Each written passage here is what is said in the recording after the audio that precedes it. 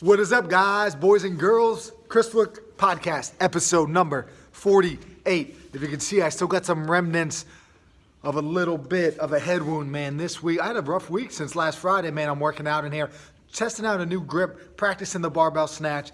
I smack a barbell off my head. We get tons of snow. I'm outside shoveling. Next thing you know, I'm in the house putting some clothes away, and I feel like my hip flexor was about to explode.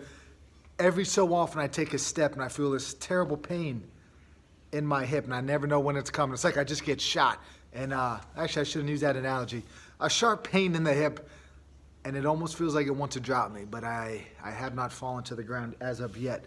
Anyhow, what a difference a week makes, other than the fact that I beat myself up this past week. The birds are chirping. You might be able to hear them in the background. You know, I didn't take into account being in a barn here, recording a podcast, that these birds might be a factor. So if you hear some chirping, that's what we got going on. Snow is melting like crazy. Our property is going to be a mud pit. I'm pretty sure of that. We probably got 40 inches of snow in the last like 5 weeks, 6 weeks, and now we're in like 42 to 50 degree weather. And I think everything's just going to melt and make everything miserable. But side note, we're going to be getting outside soon for some workouts, which is something that makes me happy.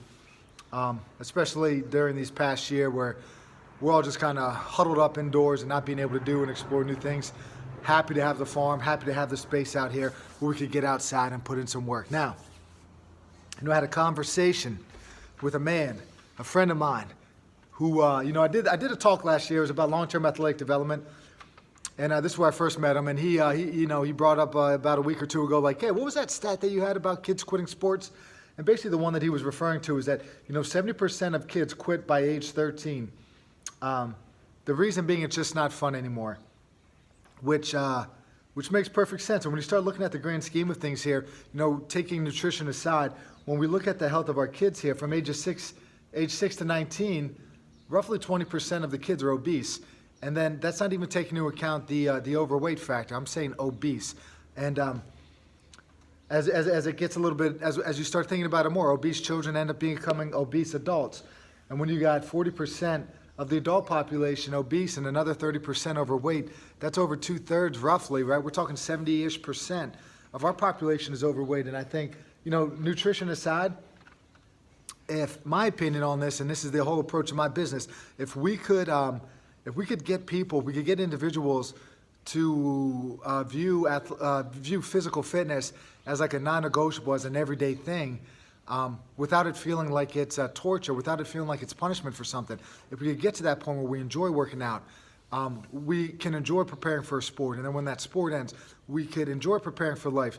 That is my general goal. And as we get through this podcast here, we're going to be talking about the different ways to coach this stuff and some of the issues that we see with youth sports, so to speak, right? Some of the issues we see with the lack of physical education in the schools.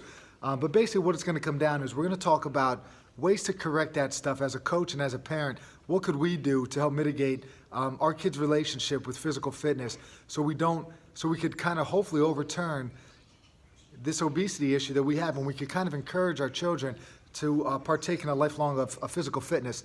So we're going to go through some of the issues that I see personally, and then we're going to break down ways that we can incorporate stuff for everybody, right? From, ages 0 to 6, from ages 6 to 9, from 8 to 12, 11 to 15, 11 to 16 range.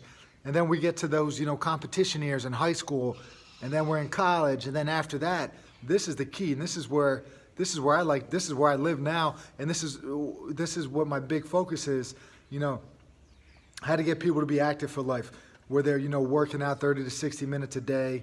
They're not super competitive, but they might have a workout goal here or there. They might try to set a new personal best. They might try to lose 5 or 10 pounds. That is what we're looking for. We're looking at ways to get kids moving at a young age, teaching the fundamentals, having fun, maybe competing, maybe not. And then, if we're not competing, creating a training program that can last a lifetime. So, when we get into this stuff here, 70% of kids quit, right? Why? Because it's not fun anymore. Why is it not fun anymore? We could start looking at a few things here. We got pressure from parents, right? We've got that Ricky Bobby mentality. You remember Ricky Bobby's dad in Talladega Nights? Sorry, I just blocked the camera there. Talladega Nights, man, if you're not first, you're last, right? And then once this kid said that to his father, he's like, you told me that when I was young. If you ain't first, you're last. You know, his dad's like, that's the dumbest thing I've ever heard. But not only is that concept stupid, but what we say as parents and what we say as coaches, it's going to be remembered. We have to choose our words wisely. I have a friend, somebody that I haven't talked to in a long time. You know, she went to college. She ran cross country. Her coach told her that she needed to lose weight and she would be one of the best runners in the Big Ten. She's now in her 40s and still struggles with eating disorder stuff. Issues stemming from that one conversation she had with a coach, right? What we say matters and what we say lasts. Choose your words wisely. And then, you know, continuing to move on with some of the issues. We got the NFL coaches. You know, I remember Herman Edwards, who's now, I think, coaching in college. You play to win the game, right? I think we as youth coaches say kind of stole that mantra and started to apply it when really I think that the focus should be at a certain age here. It should be about the fundamentals. It should be about learning the game, and it should be about having fun, right? Fundamentals, the first three letters are F-U-N. That when you're learning the fundamentals, it should be fun. We have to keep that in mind. It's not win at all costs. It's not, you know, you play to win the game type of mantras. You play to learn the game. You compete to learn other lessons, and then you try to apply those principles when you get to become older, where maybe this stuff starts to matter a little bit more. Nobody cares about the 10-year-old, you know, baseball champion or the youth wrestling champ, right? Nobody cares, right? Some would argue somebody might not care about the state champ in high school. It's kind of what you do for the rest of your life that matters. You know, you could either be that guy, the champion in high school that still hangs out in his hometown at the local dive bars and tells stories about how great he was back in the day, or each stage of your life, whether or not you're from the youth sports, you want to progress when you're in middle school, and then you want to progress when you get to high school, then you want to progress in college, then you want to progress through your 20s, 30s, 40s, 50s. You always want to keep striving to get a little bit better. There is no such thing as plateaus. Sorry, I shouldn't have said that. When you're a youngster and you got the mindset, the growth mindset, or just anybody in general, you don't really believe in plateaus. You always believe that there's some room for growth somewhere, somehow, some way. And I laughed about the plateau thing because I have a girl, high school girl that came in here, man, is doing an incredible job. And had huge jumps the first month, right, which is always what happens when you work with kids. She had these huge jumps, and then she was still making improvements, but just at a little bit of a slower rate. And she's like, oh my God, I think I plateaued. I was talking to my parents. I can't believe it. I'm just like, you're out of your mind. Oh, I didn't really say that, but that's what I was thinking. I was like, wait a second here. You did not plateau. I was like, I did things at the age of 34 last year that I'd never done before. I did stuff this year at the age of 35 that I've never done before. I'm going to continue to do things that I've never done before, and that's just the way that it goes. It's just the rate of improvement just starts to level off a little bit, but you're still working. You're still trying to move forward. This is what we need to keep in mind here. It's not win at all costs type of action here. You know, if we lose a game as a 10-year-old, it doesn't matter. We learn from that, and we try to prevent it from happening again in the future. That's some of the issues here. We're talking about early specialization, right? Everybody's on it, right? Every parent you talk to is like, I want my kid playing multiple sports. You know, I want them doing this and that. But then when it comes down to it, when it comes down to making decisions, what do? Focus on one sport, or you know, they're going to get specialized training for something, and they're negating all of the things, all of the fundamental things that we all know is important. They get misinformation from a coach. They see what their competition's doing. It's like, oh no, I have to do that too. When really you don't. You do what you think is best for you and your kid. And in my opinion, early specialization and focus on one sport is not the right answer. You know, there's a caveat. Let's just say before you could have a driver's license, all right? If you could drive and you want to drive yourself to one sport, fine. But until you get to that point, you know, when you're 15, 16 years old, 17 years old, the idea should not be to focus on one thing. You don't want to be you don't want to put all of your eggs in that basket at such a young age, because you might end up making a wrong decision. And I'm reminded of a story with Tony Dungy, the great Super Bowl winning coach. He's like, if I was 13, keep in mind, football, right? Division I athlete, went to Minnesota.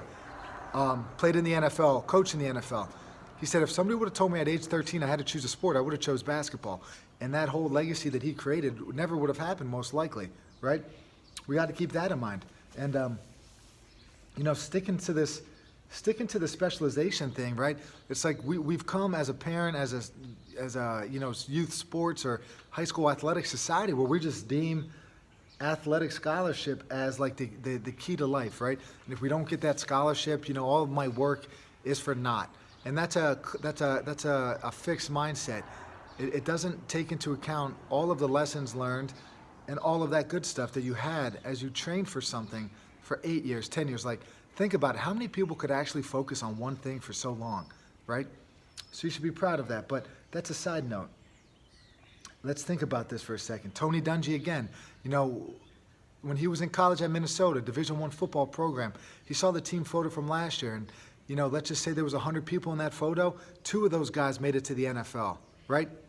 2 out of 100, 2%.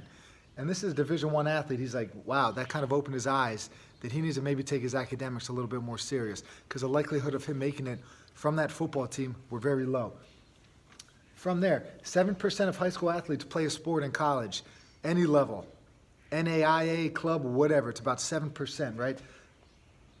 2% of the high school athletes go on to play at the Division I. Less than 2% get to go play in the Division I level. 1%, 1 and some change, all right? They get to play Division I sports, 1 in 100, all right? You are that 1%er if you get that Division I look.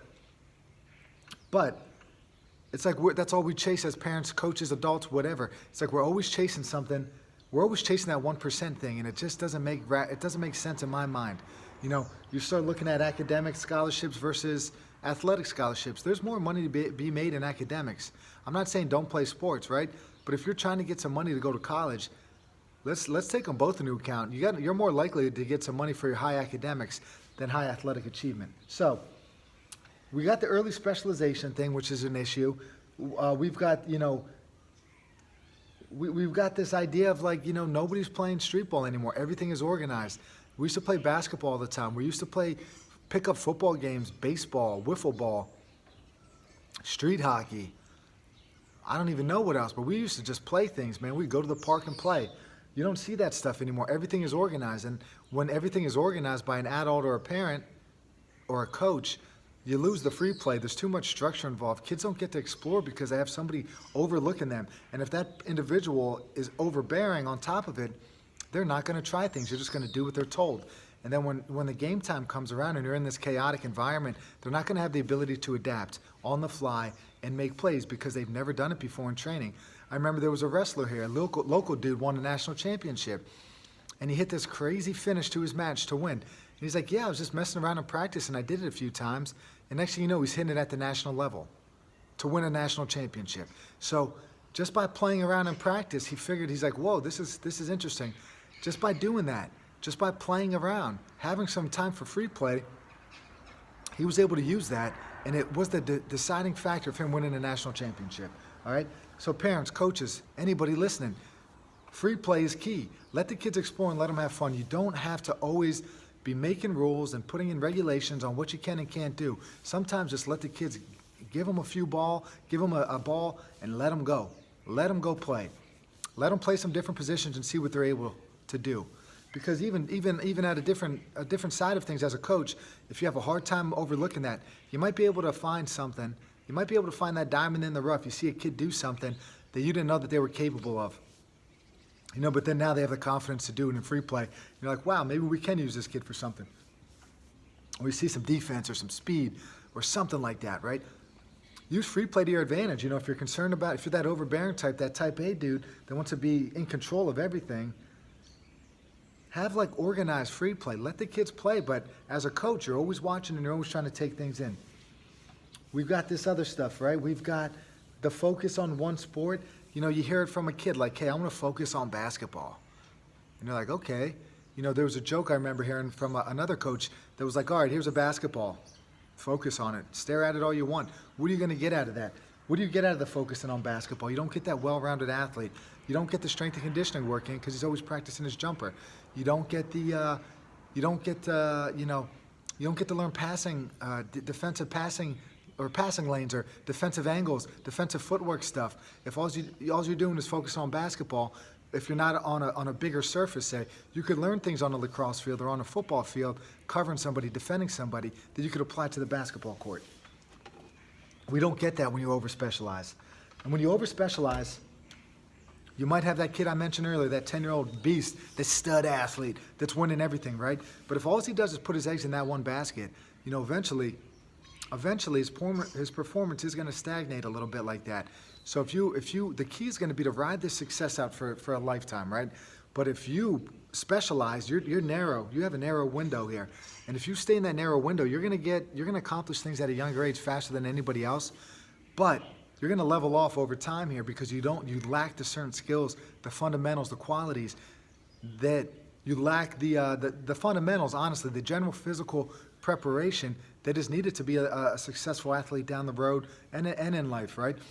So you could wrestle all year round and be a great 10-year-old wrestler, but eventually you're going to have to know how to do some pull-ups and do a squat and how to run properly. These athletic endeavors, changing direction quickly, becoming a little bit more explosive, those are the things that will separate yourself from the population.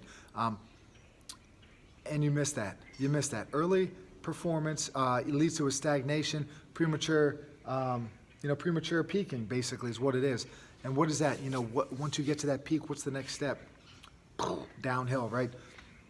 And you see it all the time with kids, man. You see that kid that wins, championship after championship when he's young, but he doesn't develop the work ethic and the drive because he's been a winner, right? Maybe he hit puberty a little bit sooner than everybody else. And he doesn't have the work ethic. He doesn't have the drive. And once kids start to mature and get level with him, he has nothing to fall back on. He doesn't have the fundamental skills because he just specialized and was bigger than everybody. So he doesn't have those certain fundamental skills that he can to compete with these other kids that played multiple sports. And also he doesn't have the work ethic, right? And as we get through this stuff, it's going to be the work ethic, and it's going to be the genetics, and it's going to be your mindset that's going to kind of separate you from the pack, all right? So how do we fix this all? Coaching, right? Parenting. Being a good adult, being a good role model for people. It's what we do. It's how we communicate to kids that matters. I just finished up around Valentine's Day, a little Valentine's-inspired book called The 5 Love Languages. And basically what it talks about is everybody has different buckets, right? And you want to apply this to athletics. Some people might need some attention. If their attention bucket's not filled, then they might go and do something else. They might do something undesirable to get your attention. And you need to fill that bucket with attention. You need to fill that bucket with coaching. For some kids, I think it was Tom Brady's quarterback coach was like, some kids that I coach, they come from absolutely crap. They're served, crap ice cream cone every day, and then other kids are served that nice sundae. He's like, it's my job to give the kids served that wonderful sundae a little bit of crap, and those kids that are served crap every day by their home life, let's build them up and give them something sweet that they can enjoy. So, if the kid is living a good lifestyle with no adversity, you're going to have to throw some adversity in there. Whereas another kid his whole life might be chaos and adversity. That kid's going to need something else, my opinion. And it's not just my opinion, it's what I've seen and spoken to just people on the subject, right? Everybody's going to need something different. And the way we communicate to these kids matters. The way we try to make connection with these kids matters. You can't just be, come in, let's get it going, we're going to warm up. And you start the dynamic warm up without learning everybody's names, without saying hello, how's your day? Sometimes kids don't want to talk to you and you're just like, well, maybe next week, right? You just got to keep trying. Like, hey, what'd you do? How did that go? How'd this go? You try to find something that they're interested in. Once you find something they're interested in, then they'll talk, right? So you just got to keep going. You're not prying for questions. If they be smart about it. You know what I'm saying? The way that we communicate, it's got to be fluid. It's got to be flexible. We can't just be that Bear Bryant hard ass and treat everybody like dog crap, right? We got to be able to adapt. All right. We got to understand each child is different, like I said. Then we got to take a good understanding of the way that children develop at different ages. We cannot coach the 0 to 6-year-old, the 6-year-olds the same way that we coach the 16-year-olds. We can't ask 9-year-olds to do certain things that college athletes do. We just can't do it because they don't have the foundation. When we talk about development, whether or not it's in the classroom, whether it's not developing your child, whether it's developing an athlete, whether it's developing a lifelong fitness plan, you always want to think about, like, use an analogy, kind of like it's like a rope tree almost, or sorry, an oak tree. And you got that inside layer, right? And then after that, that's your foundation. Then after that, you just start expanding around it with more rings and rings and rings. And over time, that tree is going to expand, and your knowledge set, your skill set, your ability to handle just about any kind of situation is going to expand and grow with that. That's the way that we need to coach these kids. We need to understand communication matters. They develop differently. I can't treat everybody the same, so on and so forth, right? I feel like I'm repeating myself here, but I think it's super important to go through here. And, when we start talking about breaking stuff into age groups here, I learned too, like, my daughter's going to turn 3 on next Friday, so 1 week from today. And, from the ages 0 to 6, man, it's just about exploring a variety of different things.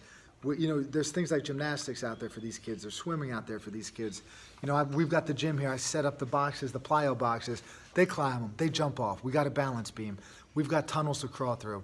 We've got ropes that they could kind of wave and move around. So they're manipulating different objects. They're picking up a medicine ball, a 1-pound medicine ball. We got some light dumbbells or something that they think is cool, that they're doing what their parents are doing and like pressing a weight up or something like that. So all we're doing is exploring. Is there structure? Maybe. There's structure in the way that I just set up a course, but then from there it's like, hey, go have some fun.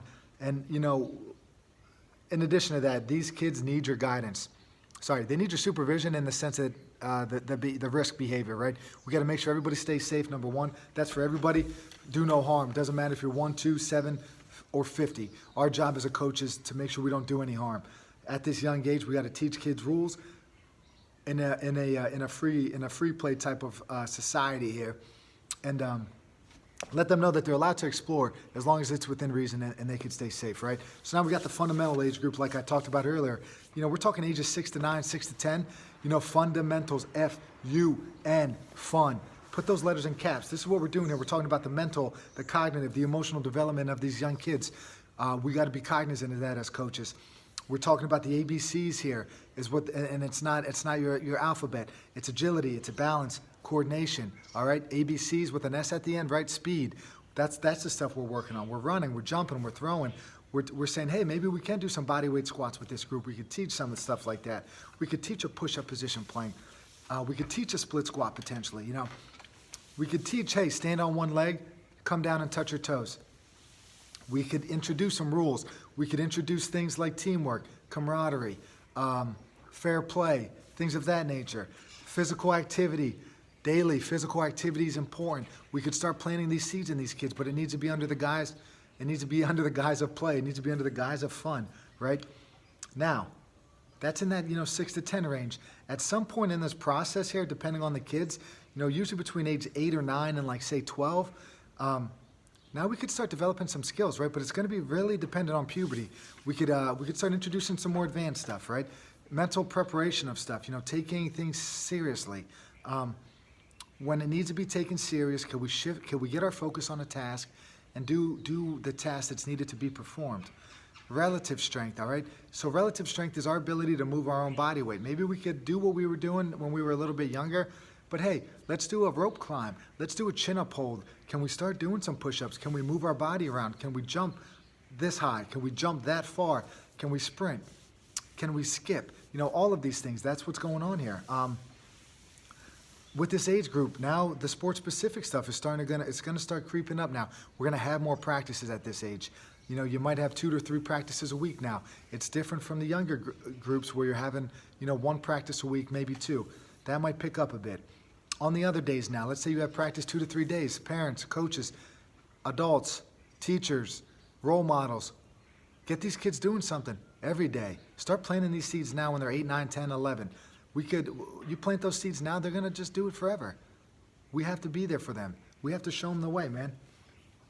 Now there's also this little transition period, again, depending on puberty, right? When we get to that, middle school age sports now, it's going to start to ramp up. If you're a wrestler, you're going to have practice 5 days a week in a tournament on the weekends, potentially.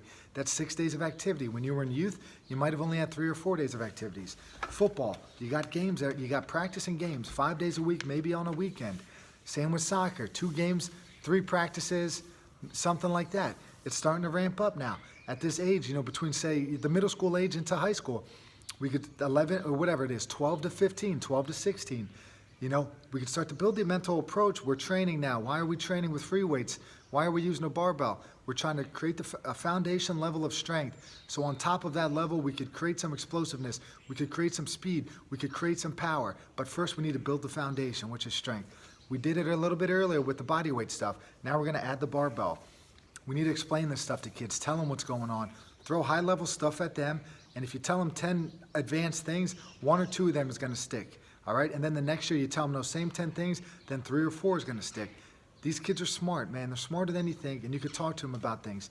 I mean, we tell our 2-year-old certain things, and she looks at us shaking her head, yeah. Does she know what the heck we're saying? I don't know, but then her behavior does change, and I think she does take in what we're saying to her. And I do it with her, and I feel like you could do it with a 9-year-old. You could do it with a 15-year-old. You tell them what's going on. You be honest with them. You don't have to hide anything. They're going to appreciate that. It's just the way that you communicate.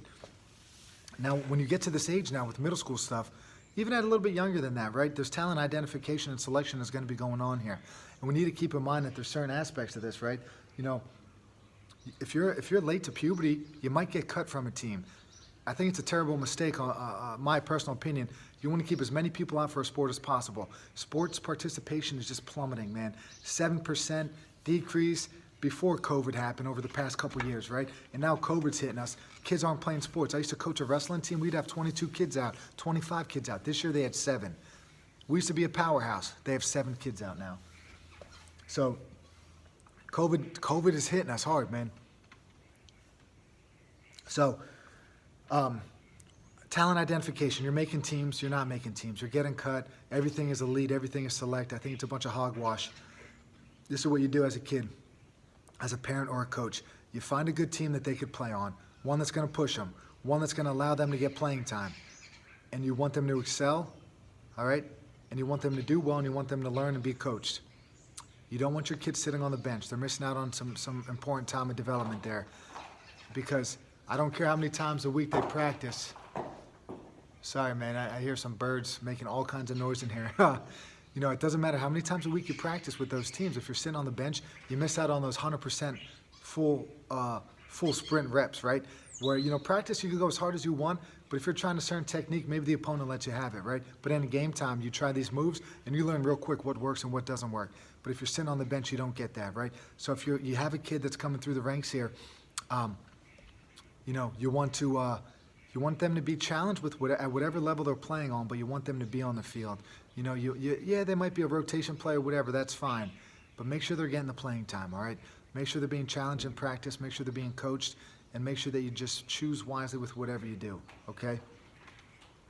Anyway, moving on now. Training to compete. Now we're getting to that age that I was mentioning earlier when you got a driver's license now, right? We're 15, 16 years old, 17 years old. Stuff is going to start ramping up now. The sport-specific conditioning, the preparation, and the competitions are going to be more tough. We're going to be in the weight room more. You're going to be required to not only lift weights, but then go to practice afterwards and maybe condition after that. You're getting after it with 1 or 2 games a week, 3 to 5 practices a week. We're talking about more advancing this mental preparation side of things, trying to plant seeds of recovery and rest and sleep and all that stuff. Nutrition. At this point in time, some specialization might occur. You might start thinking about what you want to do at the next level. If you're somebody that's a college athlete and you're 16, 17, which is like sophomore, junior in high school, this might be a time that you might want to start shifting your focus a little bit. I'm not an advocate of, single sport participation, but if you go that route, keep in mind that you're going to need that. Don't just continue to train your sport only. Find a strength and conditioning coach. Do some sport-specific training, conditioning, not training in the weight room. What do I mean by that? If you use your sport for conditioning, don't try to bring conditioning to strength stuff. Kind of like what you see with CrossFit, maybe where they're doing a ton of reps of things, they're getting out of breath, they're performing maybe some questionable reps. We don't need to do that when we're working with kids. Keep the conditioning to the fields, keep the strength to the gym, keep the sport skill practice separate from that. And then eventually you can start blending this stuff together if you'd like, but not like in the same day you do it. Not, hey, let's condition ourselves in the gym by doing 150 burpees, 10 rope climbs, and 100 barbell snatches, right? I don't agree with that at all. So keep the focus with whatever you are. You can take a kettlebell out to the field if you want, and in between throws, in between sprints, you could perform some stuff, right? That is okay in my opinion. But when it comes down to it, if strength is the focus in the gym, focus on strength. If being a better athlete's the focus of the practice field, be a better athlete. Don't have your sport coach try to condition you or try to teach you strength moves. Find specialists in each little area here that know what the heck they're talking about, that have your best interest in mind as you move forward here in advance. Training to compete, the goal might be to get to a college, right, and compete in college. Now we're trying to win, right? We're trying to get the scholarship. We're approaching junior, senior year of high school. We're playing high-level club sports maybe now at this point. We're in college. We want to win. We want to just continue to succeed. We want to improve our capabilities. We want to further develop our skills. You know, that's the key, like I said earlier. College coaches love that kid that plays multiple sports or that has some room for growth. They don't want the kid that's already peaked out as a freshman in college. They want somebody that has some room for growth. It's like, let's get this athlete in our program and we're going to coach him to be a champion. Like, that's what they want.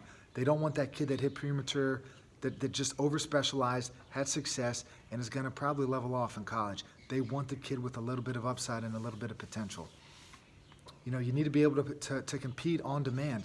You know, you never know what's going on. We need to have that mental health and that mental stability to understand that I might forget my socks one day. Our coach might forget to do this. I might show up for a track meet and they're calling my name, right? Crazy stuff happens. We need to be able to have that mental fortitude to just be like, well, time to compete. Let's do it. Sports-specific and fitness training. Now we're talking about this stuff could exceed 9 or 10 times a week. Now, it's not saying that you work out twice a day. It's just saying, like I said previously, you might have strength work and then a practice. That equals 2, all right? The next day, you might have some conditioning work and then skill work, right? That's 4 in 2 days, okay? So you see what I'm saying here. You might be training yourself 9 to 15 times a week, whether it's recovery stuff. All of this stuff matters, right? This stuff might be going on here. And then lastly, the place that I'm at, where I live, man, active for life. Everything I'm trying to do is trying to survive. Stuff that I could do at age 35, I want to be able to do at the age of 65. That's strength training 3 days a week in the gym. That's following some sort of eating program, whether or not it's intermittent fasting, whether or not it's time-restricted eating, whether it's meal prepping, whether it's keeping a food journal, things like that. These are things I could do at any age, and they could help keep my nutrition in check. I got a big-time eating problem, man. I just love to eat food. So it keeps my eating 2 meals a day. I could have 2 big portions. I could eat 3 meals, the equivalent of 3 meals over the course of 2 meals. You know what I'm saying? 3 meals worth of calories in 2 meals because I'm a big eater. That's kind of the way that I'm able to mitigate and try to keep my weight in check. Daily walks, we could do that at any age. One thing I've been dabbling with now is just nose-only breathing. So you could walk a good incline. I walked my normal loop the other day with just breathing through my nose, and I had to gasp for air because there's just some serious hills, man, and I was fighting it for as long as I could, but eventually I was like, I took 3 to 5 big breaths and then continued my walk. But you could get your heart rate up and you could challenge your cardiovascular system without running. If running beats you up, go for walks. If walking is not that much of a challenge, just breathe through your nose and go for the same walk and see how that goes. It's going to restrict your oxygen coming in, which is going to kind of tax your lungs and tax your heart a little bit more, so you could elicit similar cardiovascular benefits. You know, you could be in that 130, 120, 140 beats per minute zone just by walking and nose breathing, right? So it's just a little like some little tricks of the trade, so to speak, like that. You know, so we're talking about nutrition, strength training, going for walks, not ignoring your cardiovascular system, tissue stuff, right? Taking care of your body.